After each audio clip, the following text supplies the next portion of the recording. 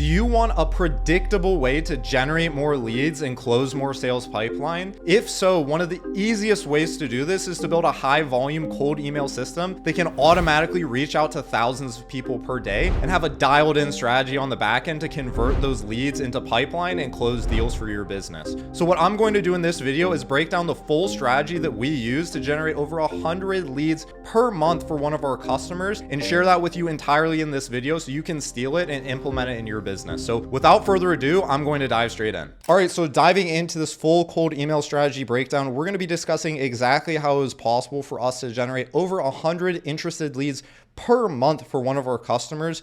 And we did this month over month. You can see this is the last week's end of week report that we sent out to this customer. We sent 17,000 emails, got almost 200 replies. 50 of those were interested, and we got 15 meetings scheduled in one singular week. So we're on pace actually to do about 200 interested leads this month. We got 15 meetings in one singular week. And so we're going to be discussing the full process we use. We're going to be discussing the email infrastructure, so how it was possible for us to send this many emails while still getting good deliverability metrics. You can see in this campaign, we got a 7% reply rate. We're also going to be discussing strategy, so how it was possible for us to get this many people interested in our email outreach. And then also we're going to be discussing the appointment setting process. So we're not only just getting people that are interested, but people actually on the calendar for this customer sales team so that they can close them into deals, which they have already done and have generated a bunch of deals in the process of this. Real quick, my background, my name is Matt. I send a couple 100,000 emails a month for a variety of customers across a variety of industries. And as a result, have generated over 2,000 sales appointments and millions of dollars in closed deals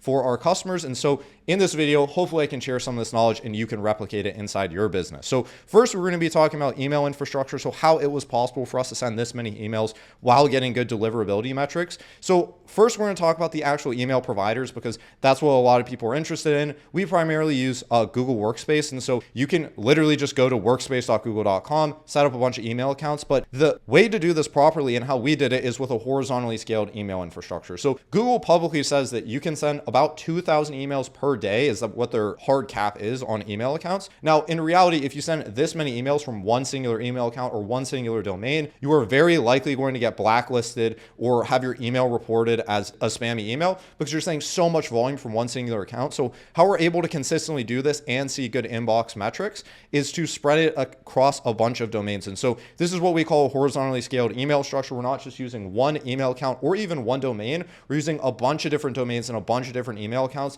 That way we can send about 20 or less emails per email account per day. And so if we want to send 1,000, 2,000, 3,000 emails per day, we're using a bunch of different accounts to do this. And that's how we're able to hit these kind of numbers on a weekly basis. And so diving in, showing you how this is possible. First, you have to set up your DNS records. These are your DMARC, your DKIM, your SPF records. Then you need to connect them to a sending tool like smartlead.ai. If you want to check out Smartlead, it's in the link in the description below. And then you're going to want to warm them up for 14 days. So warming is just a process of sending emails to other email accounts on the warm-up network to help improve deliverability and increase the account reputation. This way, whenever you send emails from a fresh email account, they don't land in spam and they have an increased longevity. And so we set this all up for this customer in this case. And we also set up delivery optimized copy. So what this means is instead of sending really spammy sounding emails, which a lot of people do, we removed the spam words from the email copy and had it very short, direct and to the point, which also helps with email delivery and the infrastructure component of it. We also monitor the email accounts weekly and rotate out the accounts that don't perform well and rotate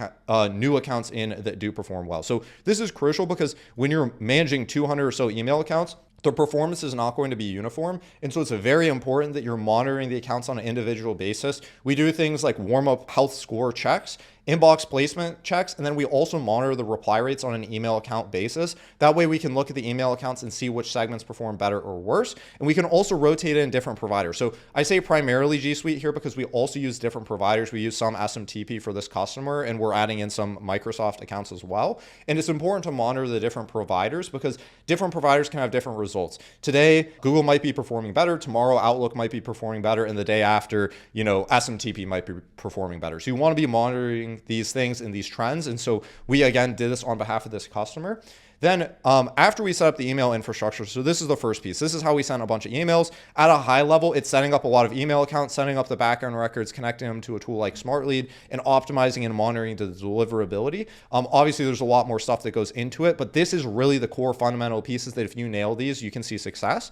Now we're going to talk about the actual go-to-market strategy and how we're able to see results from the emails that we are sending out. So on the actual strategic piece here, there's a couple things I want to break down. So the first piece is the strategy component. After we set that up, we build out the list, the script, and we launch the campaign and iterate. But on a more granular level, how did we actually set up the strategy? So what we like to do is to audit customer case studies and identify the largest segment of the customer base or the people that are in the most pain. So what ends up happening with most of the customers we work with, and you're going to want to do this again for yourself whenever you build out your own strategy, if you want to build it out yourself, is that you assess all the people you can serve. And so this is commonly known as your total addressable market. And let's say you can serve about 1 million different businesses that exist in the world. So these are all the people that you can serve, when in reality though, you aren't going to have the most success just by reaching out to all those people. There's subsegments within your market. So let's say you can serve 1 million people, but there are 100,000 or 1,000 or 10,000 people that are more likely to be the better fit. So in the example I'm going to show here, let's pretend this is the ocean, and this is how I'd like to visualize it. This is the ocean. You have a bunch of fish scattered all across the ocean, but there is some part of the ocean where fish are more densely populated. And so in this case, let's pretend this corner of the ocean is where all the fish are. This is obviously going to be the best place to fish. If you're this happy guy here who has a good strategy in place, you're going to fish in this small part of the market. You're going to get a dense population of fish, and you're going to get the maximum amount of interested people coming in and being interested in your services versus what most people do. And if you have a poor strategy, you're going to be the sad fisherman here, where you're going to fish broadly into the ocean with a non-clear strategy, and you're going to reach out to everyone possible. And most of them aren't going to be interested because you're not specific with your language. And also the other piece is being specific with your bait. So this, you might have a certain type of bait that is optimized for this segment of the market versus if you're trying to appeal to all the different type of fish in the market, you're going to have to use a more generic bait, which won't appeal to each one of them very well. So the best way to actually build out a strategy is to audit your customer base, look at the largest segment of the customers, look at why they buy or why they bought, identify the audience that has the highest probability of success, and then also chunk that segment of the market into even smaller segments and reach out to those people. So you don't want to just be mass blasting the market. You can still do this at scale, because what most people don't understand is if you have a market of 1 million people, you can have small segments of the market that are 5,000, 10,000 people at a time that you can write very tailored, specific scripts to them. So in this case, you're going to audit your customers. You're going to look at your largest segment of your customer base. You're going to make a hypothesis about the audiences or audience that has the highest probability of success.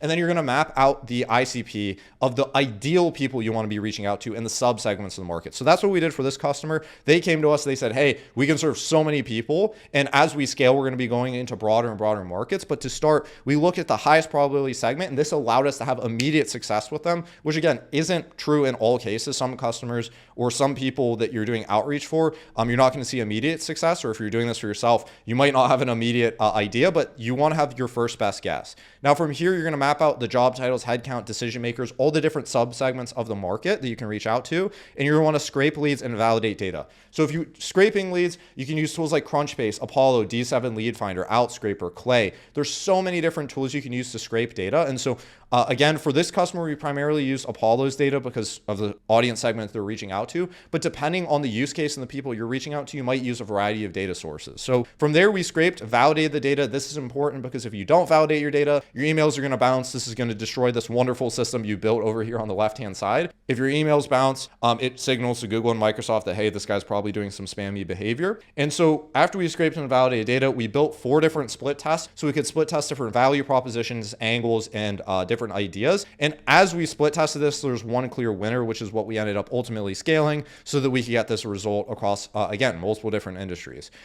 These email sequences were short, 3-ish sentences, and they were spin tax heavy. Spin tax, for the people that aren't aware, is basically the process of inserting snippets inside your email that rotate out randomly so that your emails don't look uniform and Google and Microsoft don't see this copy and paste template that they can easily fingerprint and say that they don't want to receive in the inbox. The other thing that we do in addition to spin tax to help our emails look unique and personalized is to use Clay way as a way to personalize their email. So here's an example of a clay table that we built, not necessarily for this customer because I don't want to show this customer's data, but this is a sample clay table we built to show you what kind of AI personalization you can do. So in this case, we scraped a bunch of data from a big data provider like Apollo. We validate it, and then we use AI to scrape their website and determine if they were a good fit or not. This way you're cleaning out leads that might technically be accurate or valid in the eyes of, email validation, but don't fit the customer's ideal client profile or your ideal client profile. So you're reaching out to a bunch of people that you shouldn't be reaching out to in the first place.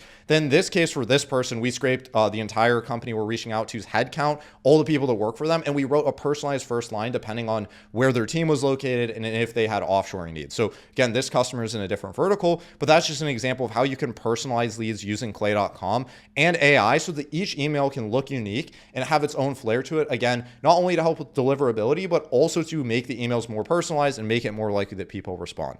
In addition to this, and this is probably one of the most crucial pieces as we wrap up discussing the strategy here, is we work with their sales team to make a custom lead magnet audit angle to help get more people interested. So we didn't just send out a bunch of emails saying, hey, John, here's what we do. Do you want to get on a call? Because if you do that, there's a lot less trust in the email and a lot lower likelihood chance that people will actually schedule a call. If you just send out a bunch of emails to total strangers and ask them to get on a call, that can work, again, with the proper things in place if you do everything else right, but you're having a higher probability of success if you lead with some sort of free value and say, hey, I had a couple ideas of how we can help you. Can I send you a video? Or wanting to send some free samples first. And that's what we did in the case of this customer. And again, how we're able to get so many people interested because we're not just going out and saying, hey, here's our product, let's get on a call. And they can obviously tell they're being sold to and they don't want to get on a call. But as you can see here, we still got a lot of these people on calls after. And so this is a successful strategy when implemented properly. And again, the way that you can implement this in your business varies a lot depending on the exact approach and people you're reaching out to. And so this is the strategy piece. We other case studies, so we're reaching out to the right people. We identified the audience that had the highest probability of success. We mapped out their ICP. We scraped and validated the data. We built some ideas out that were short with AI copy,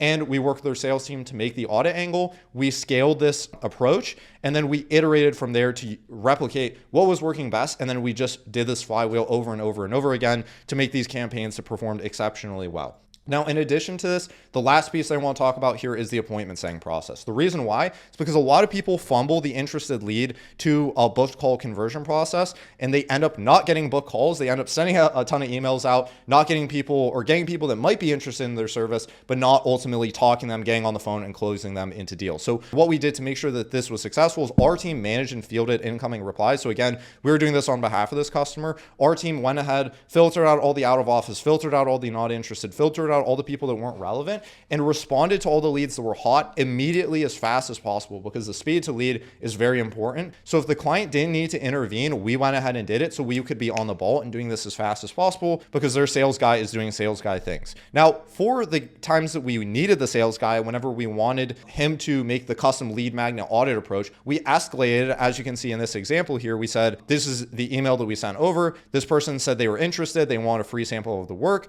Then their sales guy went in and responded to this email in this thread using the automation that we have built out. And you can see this ended up resulting in a meeting getting booked. So whenever there was a intervention needed from the sales guy, we sent that over. Again, better that they respond quickly than not. Again, a bunch of interested people that were relevant and hungry and wanted to learn more about their service that ultimately convert into deals. For the people that didn't immediately respond, we ended up following a lot on the email side. And then we also passed this over to their sales team, their phone number, their LinkedIn data, so they can follow up. So if they say, hey, I want a video, they don't respond to any of the emails after that, they can be called, they can be messaged on LinkedIn. And then these people can also be resequenced in the future. So this isn't a process that's, again, a set it and forget it. You need to field the incoming replies, respond to them quickly, resequence them, and follow up on different channels if you want to maximize the meetings being booked. In addition to this, you want to make sure you're pitching times and making it as easy as possible for the people reading the email to get on a call. So this is the appointment setting process. And again, when this is executed properly, you can get 15 meetings in a week off of 17,000 emails sent.